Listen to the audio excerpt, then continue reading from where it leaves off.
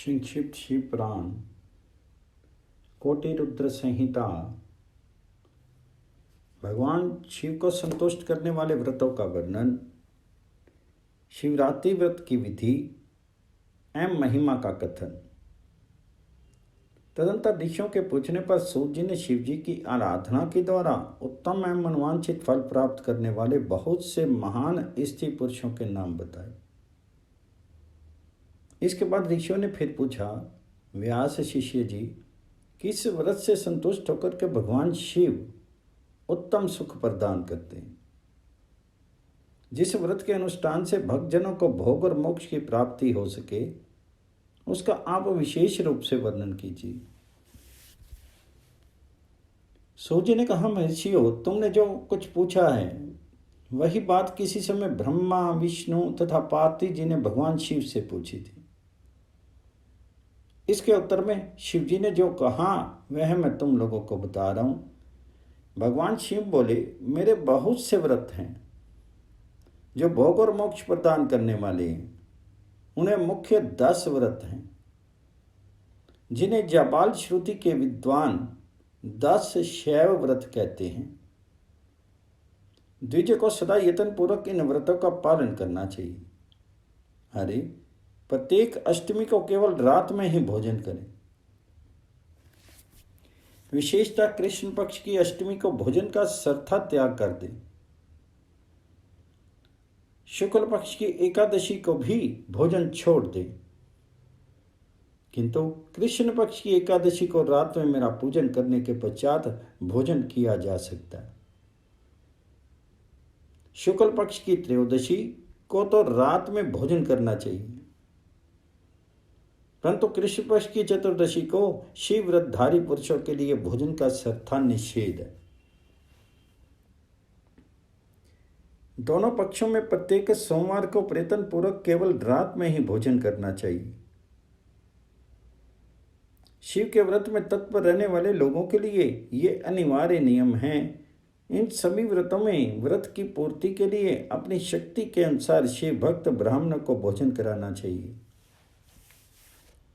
द्विज को इन सब व्रतों का नियम पूर्वक पालन करना चाहिए। जो द्विज इनका त्याग करते हैं वे चोर होते हैं।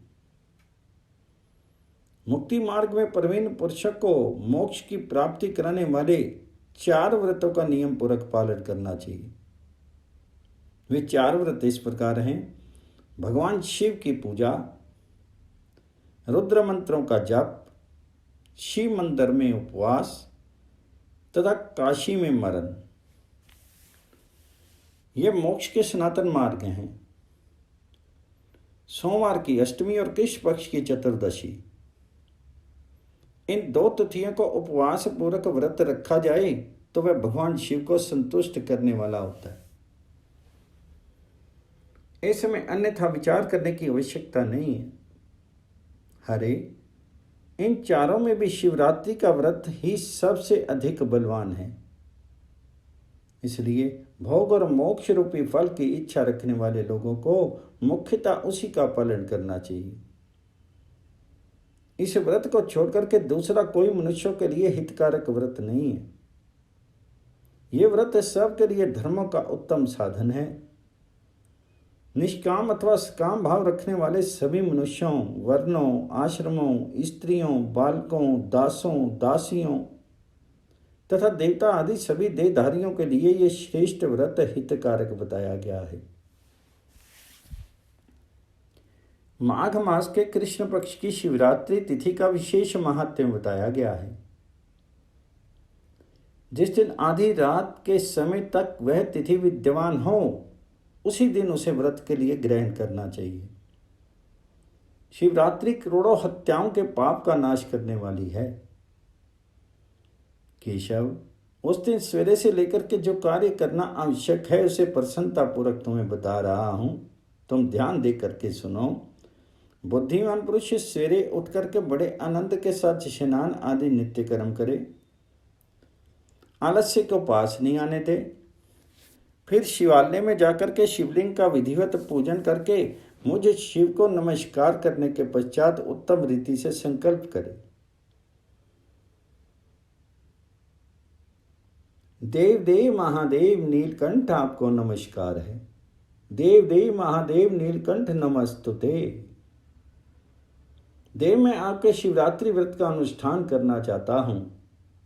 देवीश्वर, आपके प्रभाव से यह व्रत बिना किसी विघ्न बाधा के पूर्ण हो और काम आदि शत्रु मुझे पीड़ा नहीं दे। ऐसा संकल्प करके पूजन सामग्री का संग्रह करें और उत्तम स्थान में जो शास्त्र प्रसिद्ध शिवलिंग हों उनके पास रात में जाकर के स्वयं उत्तम विधि विधान का संपादन करें। फिर शिव के दक्षिण या पश्चिम भाग में सुंदर स्थान पर उनके निकट ही पूजा के लिए संचित सामग्री को रखें। तदनंतर श्रेष्ठ पुरुष वहां फिर स्नान करें। स्नान के बाद सुंदर वस्त्र और उपवस्त्र धारण करके 3 बार आचमन करने के पश्चात पूजन आरंभ करें।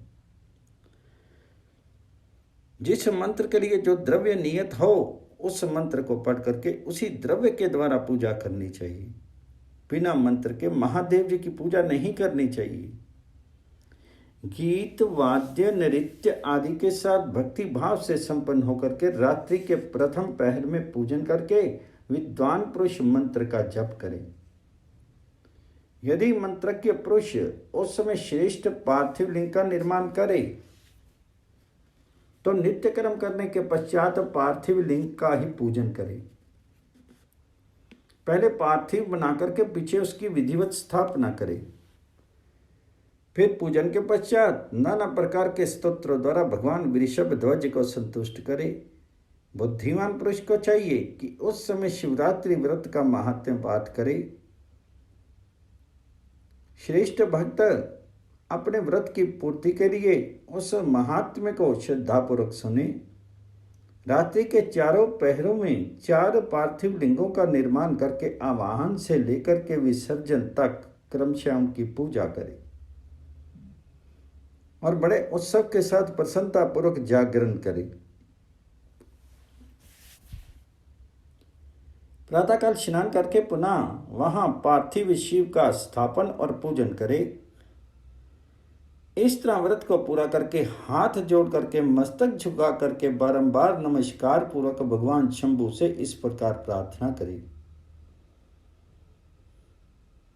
महादेव, आपकी आज्ञा से मैंने जो व्रत ग्रहण किया था स्वामिन, वह परम उत्तम व्रत पूर्ण हो गया, अतः अब उसका विसर्जन करता हूं। देवेश्वर सर्व, यथाशक्ति किए गए इस व्रत से आप मुझ पर प्रसन्न हों, कृपा करके संतुष्ट हों। तत्पश्चात शिव को पुष्पांजलि समर्पित करके विधि पूर्वक दान दें। फिर शिव को नमस्कार करके व्रत संबंधी नियम का विसर्जन कर दें। अपनी शक्ति के अनुसार शिव भक्त ब्राह्मणों विशेषतः सन्यासी को भोजन करा करके पूर्णतः तुष्ट करके स्वयं भी भोजन करें। हरे, शिवरात्रि को प्रत्येक पहर में श्रेष्ठ शिव भक्तों को जिस प्रकार विशेष पूजा करनी चाहिए उसे मैं बताता हूं, सुनो। प्रथम पहर में पार्थिव लिंग की स्थापना करके अनेक सुंदर उपचारों द्वारा उत्तम भक्ति भाव से पूजा करें। पहले गंध पुष्प आदि 5 द्रव्यों द्वारा सदा महादेव जी की पूजा करनी चाहिए। उस द्रव्य से संबंध रखने वाले मंत्र का उच्चारण करके पृथक पृथक वह द्रव्य समर्पित करें। इस प्रकार द्रव्य समर्पण के पश्चात भगवान शिव को जल धारा अर्पित करें। विद्वान पुरुष चढ़े हुए द्रव्यों का जल धारा से ही उतारें। जल धारा के साथ साथ 108 मंत्र का जप करके वह निर्गुण सगुण रूप शिव का पूजन करें। गुरु से प्राप्त हुए मंत्र द्वारा भगवान शिव की पूजा करें, अन्यथा नाम मंत्र द्वारा सदा शिव का पूजन करना चाहिए। विचित्र चंदन, अखंड चावल और काले तिलों से परमात्मा शिव की पूजा करनी चाहिए। कमल और कनेर के फूल चढ़ाने चाहिए। 8 नाम मंत्रों द्वारा शंकर जी को पुष्प समर्पित करें। ये 8 नाम इस प्रकार हैं: भव, शर्व, रुद्र, पशुपति, उग्र, महान, भीम और ईशान। इनके आरंभ में श्री और अंत में चतुर्थी विभक्ति जोड़ करके श्री भवाय नमः इत्यादि नाम मंत्रों द्वारा शिव का पूजन करें। पुष्प समर्पण के पश्चात धूप, दीप और नैवेद्य निवेदन करें। पहले पैर में विद्वान पुरुष नैवेद्य के लिए पकवान बना ले, फिर श्रीफल युक्त विशेष अर्घ्य देकर के तांबूल समर्पित करे। तदनंतर नमस्कार और ध्यान करके गुरु के दिए हुए मंत्र का जप करे। गुरुदत्त मंत्र ना हो तो पंचाक्षर नमः शिवाय मंत्र के जाप से भगवान शंकर जी को संतुष्ट करे। धेनु मुद्रा दिखा करके उत्तम जल से तर्पण करे। तत्पश्चात अपनी शक्ति के अनुसार 5 ब्राह्मणों को भोजन कराने का संकल्प करे। फिर जब तक पहला पैर पूरा ना हो जाए तब तक महान उत्सव करता रहे। दूसरा पैर आरंभ होने पर पुनः पूजन के लिए संकल्प करे, अथवा एक ही समय चारों पैरों के लिए संकल्प करके पहले पैर की भांति पूजा करता रहे। पहले पूर्वोक्त द्रव्यों से पूजन करके फिर जल धारा समर्पित करे। प्रथम पहर की अपेक्षा दुगने मंत्रों का जप करके शिव की पूजा करे। पूर्वोक्त तिल, जौ तथा कमल पुष्पों से शिव की अर्चना करे। विशेषतः बेलोपत्रों से परमेश्वर शिव का पूजन करना चाहिए। दूसरे पहर में बिजोरा नींबू के साथ अर्घ्य देकर के खीर का नैवेद्य निवेदन करें। जनार्दन, इससे पहले की अपेक्षा मंत्रों की दुगनी आवृत्ति करनी चाहिए। फिर ब्राह्मणों को भोजन कराने का संकल्प करें। शेष सब बातें पहले की ही भांति तब तक करता रहे जब तक दूसरा पैर पूरा ना हो जाए। तीसरे पहर के आने पर पूजन तो पहले के समान ही करें, किंतु जौ के स्थान में गेहूं का उपयोग करें और आक के फूल चढ़ावें। उसके बाद नाना प्रकार के धूप एवं दीप देकर के पुए का नैवेद्य भोग लगावें। उसके साथ भांति भांति के शाक भी अर्पित करें। इस प्रकार पूजन करके कपूर से आरती उतारें। अनार के फल के साथ अर्घ्य दें और दूसरे पहर की अपेक्षा दुगना मंत्र जप करें। तदंतर दक्षिणा सहित ब्राह्मण भोजन का संकल्प करें और तीसरे पहर के पूरा होने पर पूर्वत उत्सव करता रहे। चौथा पहर आने पर तीसरे पहर की पूजा का विसर्जन कर दें। पुनः आवाहन आदि करके विधिवत पूजा करें। उड़द, कंगनी, मूंग, सप्तधान्य, शंखी पुष्प तथा बिल्वपत्रों से परमेश्वर शंकर जी का पूजन करें। उस पहर में भांति भांति के मिठाइयों का नैवेद्य लगावें अथवा उड़द के बड़े आदि बना करके उनके द्वारा सदाशिव को संतुष्ट करें। केले के फल के साथ अथवा अन्य विविध फलों के साथ शिव को अर्घ्य दें। तीसरे पहर की अपेक्षा दूना मंत्र जप करें और यथाशक्ति ब्राह्मण भोजन का संकल्प करें। गीत, वाद्य तथा नृत्य से शिव की आराधना पूर्वक समय बितावें। भक्तजनों को तब तक महान उत्सव करते रहना चाहिए जब तक अरुणोदय ना हो जाए। अरुणोदय होने पर पुनः स्नान करके भांति भांति के पूजन उपचारों और उपहारों द्वारा शिव की अर्चना करे। तत्पश्चात अपना अभिषेक कराए। नाना प्रकार के दान दे और प्रहर की संख्या के अनुसार ब्राह्मणों तथा सन्यासियों को अनेक प्रकार के भोज्य पदार्थों का भोजन करावे। फिर शंकर को नमस्कार करके पुष्पांजलि दे और बुद्धिमान पुरुष उत्तम स्तुति करके ने इस प्रकार मंत्रों से प्रार्थना करे।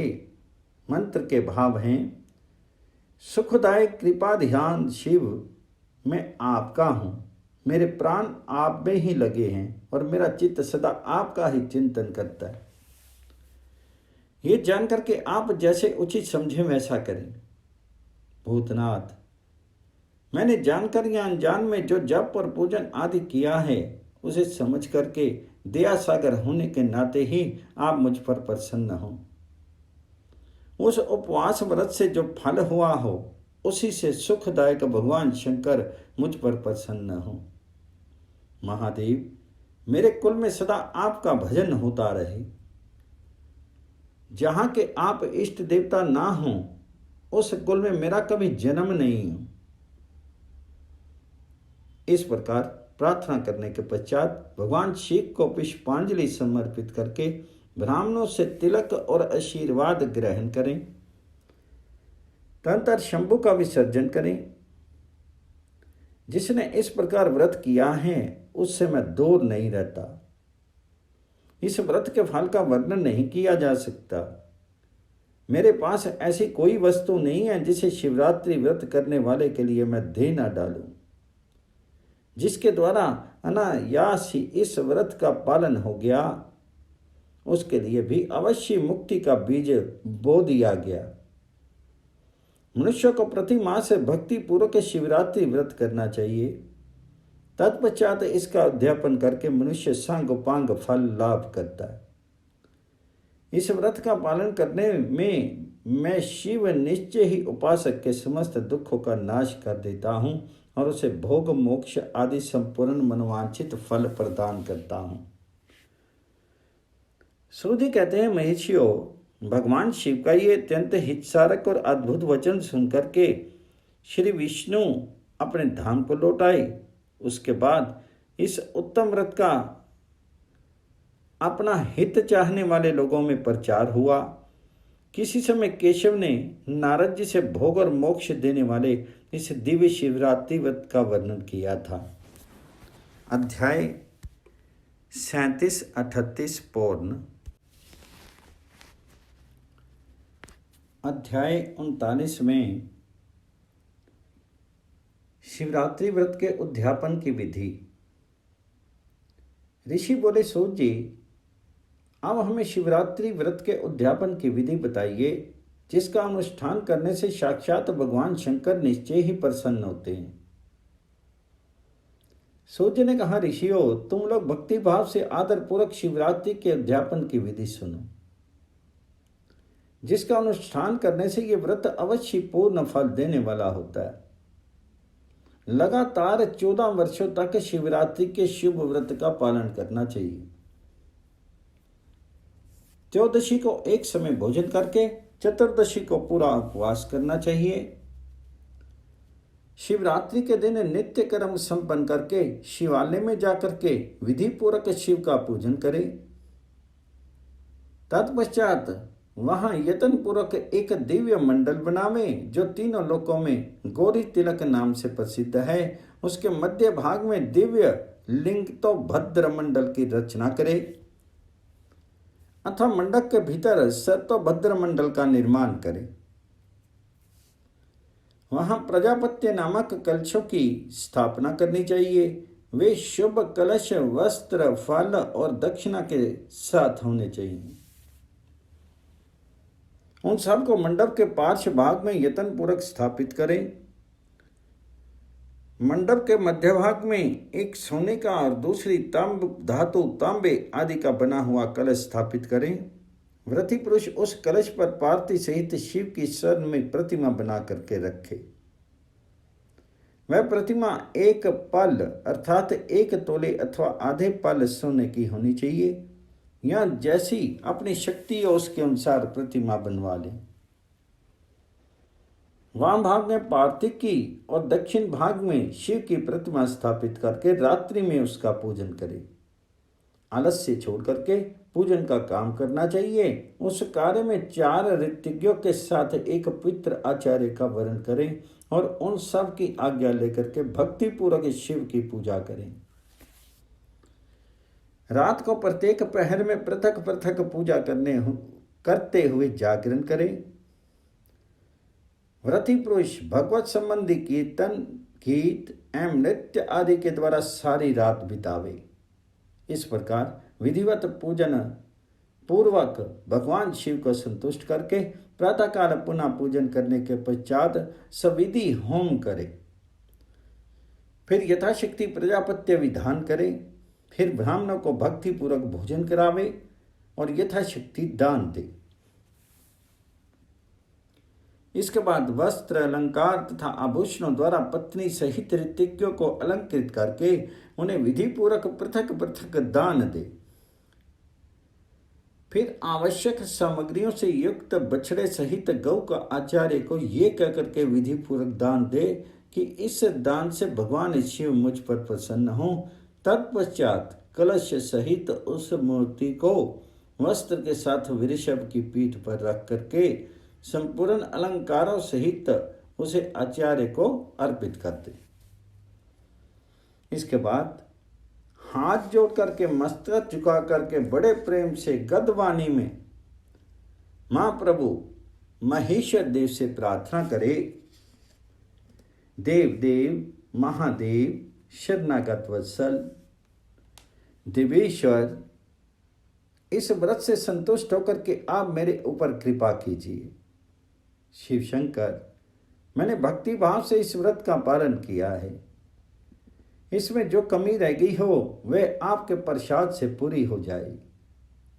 शंकर, मैंने अनजान में या अनजान बूझ करके जो जप पूजन आदि किया है वह आपकी कृपा से सफल हो। इस तरह परमात्मा शिव को पुष्पांजलि अर्पण करके फिर नमस्कार एवं प्रार्थना करे।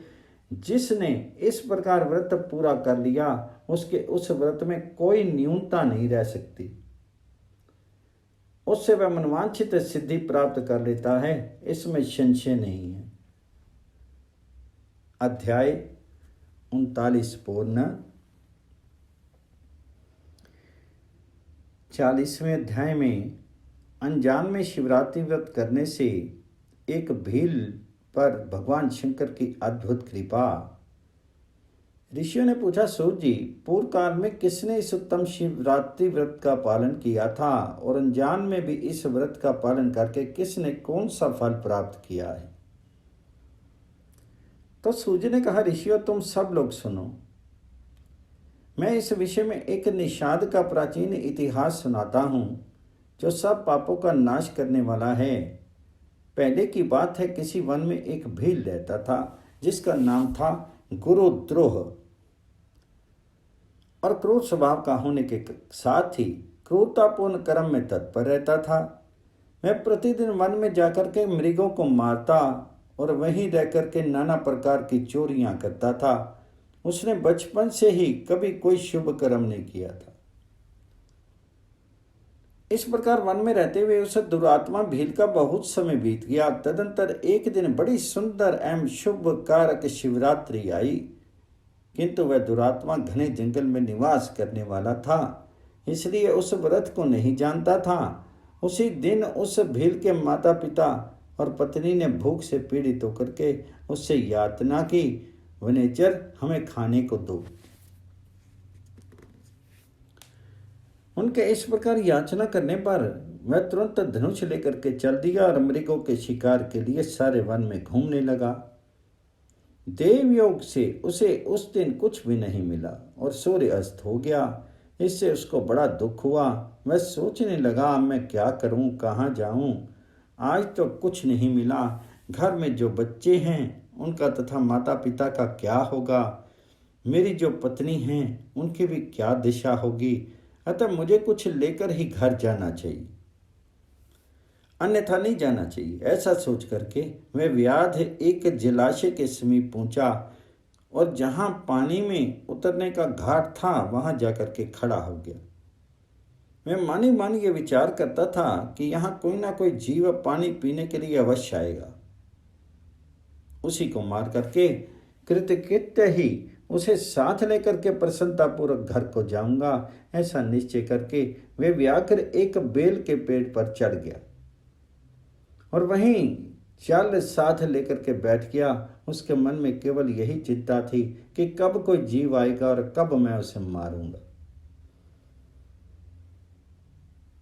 इसी प्रतीक्षा में भूख प्यास से पीड़ित होकर के वह बैठा रहा। उस रात के पहले पहर में एक प्यासी हिरनी यहाँ आई जो चकित होकर के जोर जोर से चौंकड़ी भर रही थी।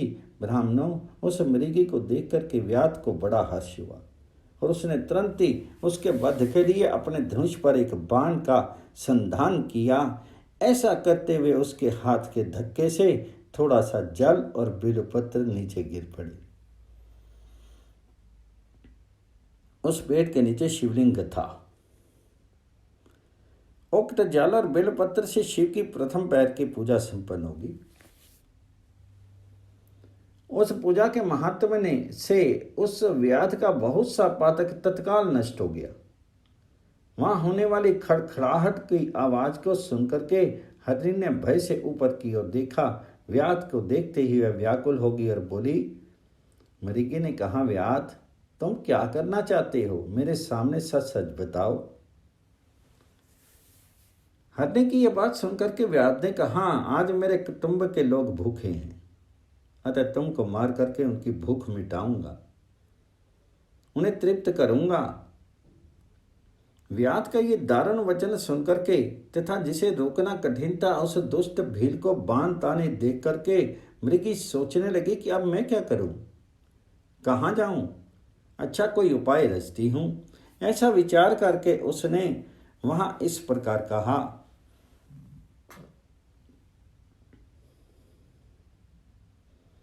मृगी बोली, भील, मेरे मांस से तुमको सुख होगा। इस अनर्थकारी शीर के लिए इससे अधिक महान पुण्य का कार्य और क्या हो सकता है? उपकार करने वाले प्राणी को इस लोक में जो पुण्य प्राप्त होता है उसका 100 वर्षों में भी वर्णन नहीं किया जा सकता। परंतु इस समय मेरे सब बच्चे मेरे आश्रम में ही हैं। मैं उन्हें अपने बहन को अथवा स्वामी को सौंप करके लौट आऊंगी। वनेचर, तुम मेरी इस बात को मिथ्या मत समझो। मैं फिर तुम्हारे पास लौट आऊंगी, इसमें संशय नहीं है। सत्य से ही धरती टिकी हुई है, सत्य से ही समुद्र अपनी मर्यादा में स्थित है, और सत्य से ही निर्झरों से जल की धाराएं गिरती हैं। सत्य में ही सब कुछ स्थित है।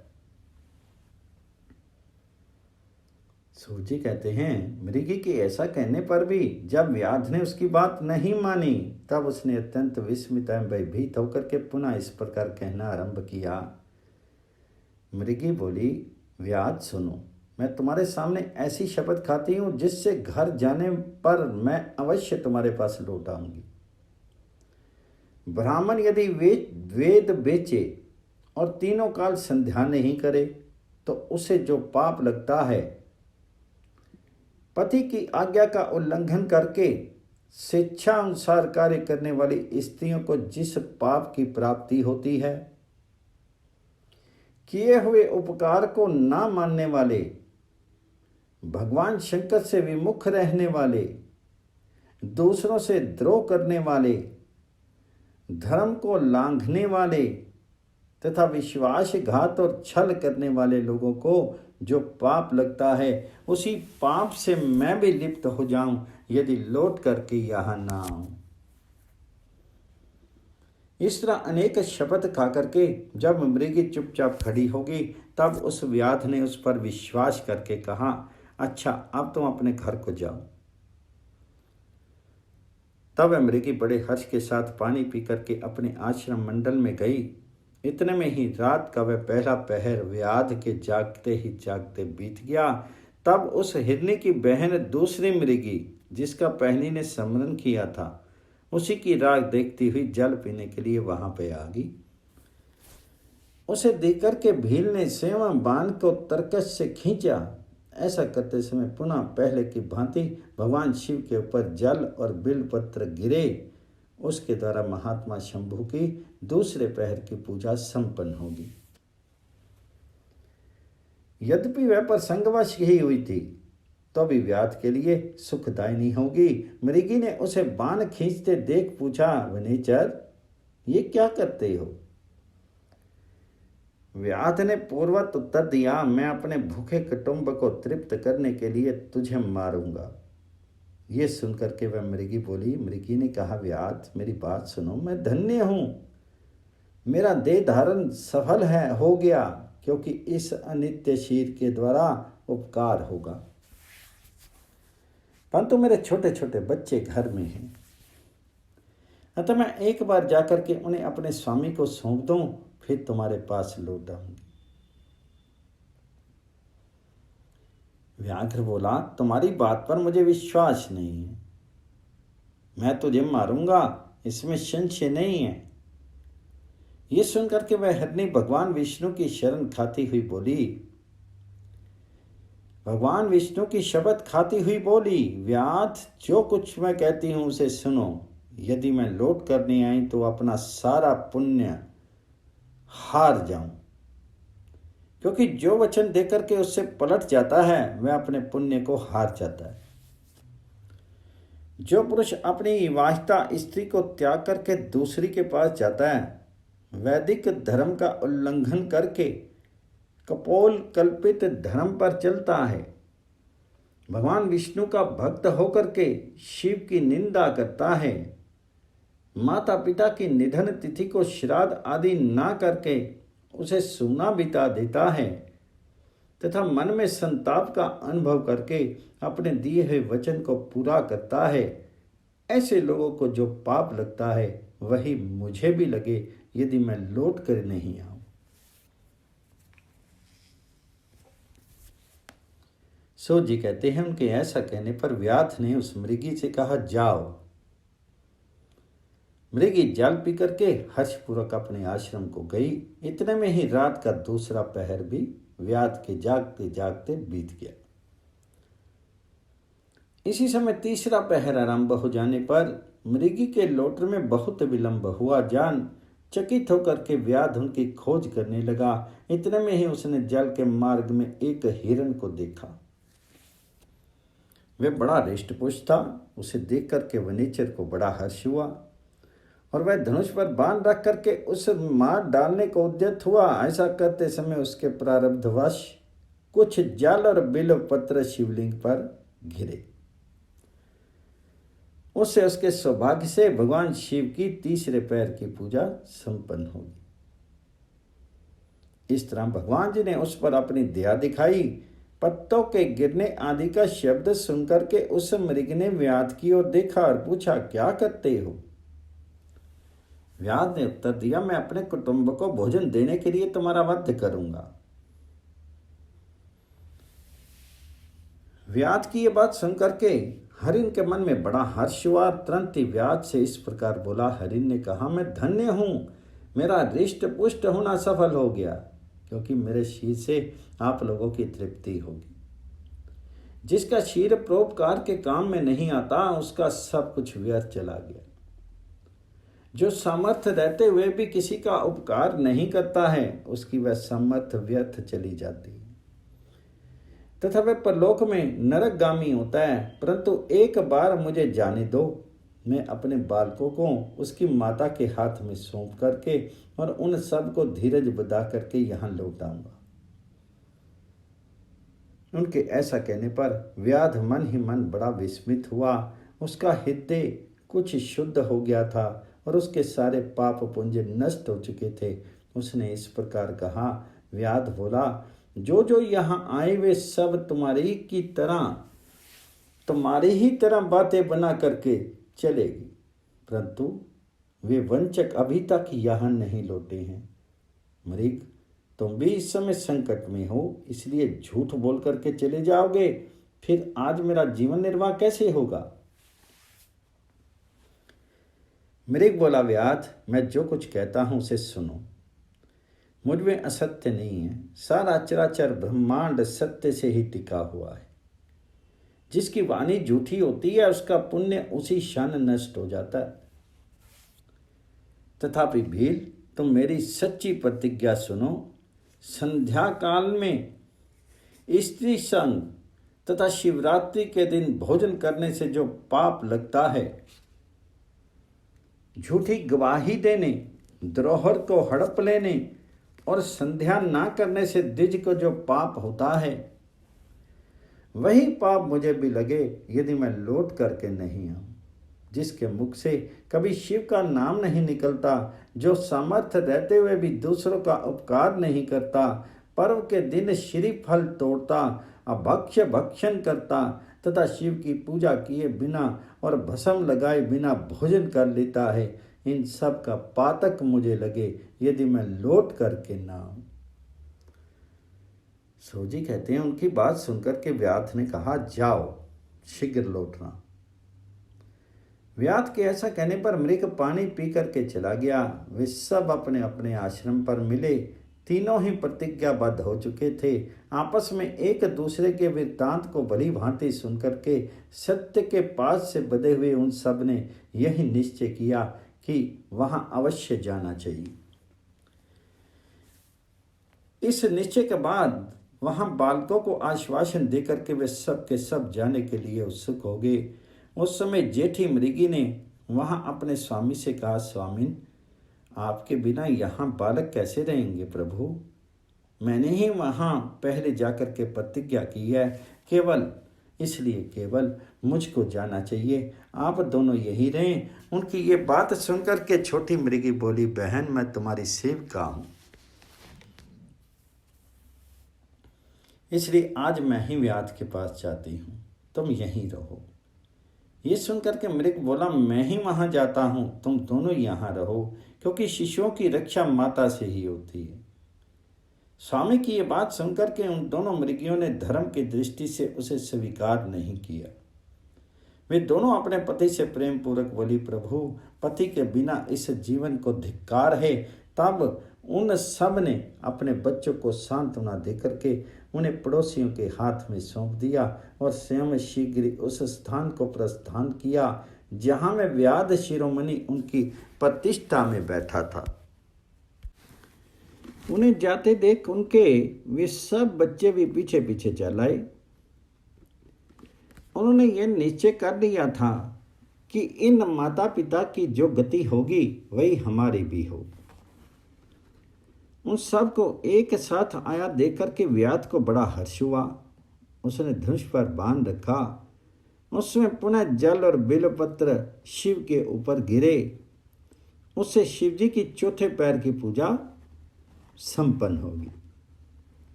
उस व्याध का सारा पाप तत्काल भस्म हो गया। इतने में ही दोनों मृगियां और मृग बोल उठे, व्याध शिरोमणि, शीघ्र कृपा करके हमारे शीर को सार्थक करो। उनकी ये बात सुनकर के व्याध को बड़ा विस्मय हुआ। शिव पूजा के प्रभाव से उसको दुर्लभ ज्ञान प्राप्त हो गया। उसने सोचा, ये मृग ज्ञानहीन पशु होने पर भी धन्य है, सर्वथा आदरणीय हैं, क्योंकि अपने शीर से ही परोपकार में लगे हुए हैं। मैंने इसमें मनुष्य जन्म पाकर भी किस पुरुषार्थ का साधन किया? दूसरे के शरीर को पीड़ा देकर के अपने शरीर को पोसा है। प्रतिदिन अनेक प्रकार के पाप करके अपने कुटुंब का पालन किया है। हाय, ऐसे पाप करके मेरे क्या गति होगी, अथवा मैं किस गति को प्राप्त होऊंगा? मैंने जन्म से लेकर के अब तक जो पातक किया है उसका इस समय मुझे स्मरण हो रहा है। मेरे जीवन को धिक्कार है, धिक्कार है। इस प्रकार ज्ञान संपन्न होकर के व्याध ने अपने बाण को रोक लिया और कहा, श्रेष्ठ मृगो, तुम जाओ, तुम्हारा जीवन धन्य है। व्याध के ऐसा कहने पर भगवान शंकर तत्काल प्रसन्न हो गए और उन्होंने व्याध को अपने सम्मानित एवं पूजित स्वरूप का दर्शन कराया तथा कृपा पूर्वक उनके शीर का स्पर्श करके उससे प्रेम से कहा, भील, मैं तुम्हारे व्रत से प्रसन्न हूं, वर मांगो। व्याधि भगवान शिव के उस रूप को देख करके तत्काल जीवन मुक्त हो गया और मैंने सब कुछ पा लिया, यो कहता हुआ उनके चरणों के आगे गिर पड़ा। उनके इस भाव को देख करके भगवान शिव भी मन ही मन बड़े प्रसन्न हुए और उसे गोह नाम दे करके कृपा दृष्टि से देखते हुए उन्होंने उसे दिव्य वर दी। शिव बोले, व्याध सुनो, आज से तुम श्रृंगवेरपुर में उत्तम राजधानी का आश्रय ले दिव्य भोगों का उपभोग करो। तुम्हारे वंश की वृद्धि निर्विघ्न रूप से होती रहे। देवता भी तुम्हारी प्रशंसा करेंगे। व्याध, मेरे भक्तों पर स्नेह रखने वाले भगवान श्री राम एक दिन निश्चय ही तुम्हारे घर पधारेंगे और तुम्हारे साथ मित्रता करेंगे। तुम मेरी सेवा में मन लगा करके दुर्लभ मोक्ष पा जाओगे। इसी समय वे सब मृग भगवान शंकर जी का दर्शन और प्रणाम करके मृग योनि से मुक्त हो गए और दिव्य देहधारी होकर के विमान पर बैठ करके शिव के दर्शन मात्र से शाप मुक्त होकर के दिव्य धाम को चलेगी। तब से अर्बुद पर्वत पर भगवान शिव व्याधीश्वर के नाम से प्रसिद्ध हुए, जो दर्शन और पूजन करने पर तत्काल भोग और मोक्ष प्रदान करने वाले हैं। महिषियों, वह व्याध भी उस दिन से दिव्य भोगों का उपभोग करता हुआ अपनी राजधानी में रहने लगा। उसने भगवान श्री राम की कृपा पाकर के शिव का सायुज्य प्राप्त कर लिया। अनजान में ही इस व्रत का अनुष्ठान करने से उसको सायुज्य मोक्ष मिल गया। फिर जो भक्ति भाव से संपन्न होकर के इस व्रत को करते हैं, वे शिव का शुभ सायुज्य प्राप्त कर लें। इसके लिए तो कहना ही क्या है। संपूर्ण शास्त्रों तथा अनेक प्रकार के धर्मों के विषय में भली भांति विचार करके इस शिवरात्रि व्रत को सबसे उत्तम बताया गया है। इस लोक में जो नाना प्रकार के व्रत, विविध तीर्थ, भांति भांति के विचित्र दान, अनेक प्रकार के यज्ञ, तरह तरह के तप तथा बहुत से जप हैं, वे सब इस शिवरात्रि व्रत की समानता नहीं कर सकते। इसलिए अपना हित चाहने वाले मनुष्यों को इस शुभतर व्रत का अवश्य पालन करना चाहिए। ये शिवरात्रि व्रत दिव्य है। इससे सदा भोग और मोक्ष की प्राप्ति होती है। महिषियों, ये शुभ शिवरात्रि व्रत राज के नाम से विख्यात है। इसके विषय में सब बातें मैंने तुम्हें बता दी। अब और क्या सुनना चाहते हो? अध्याय 40 पौध।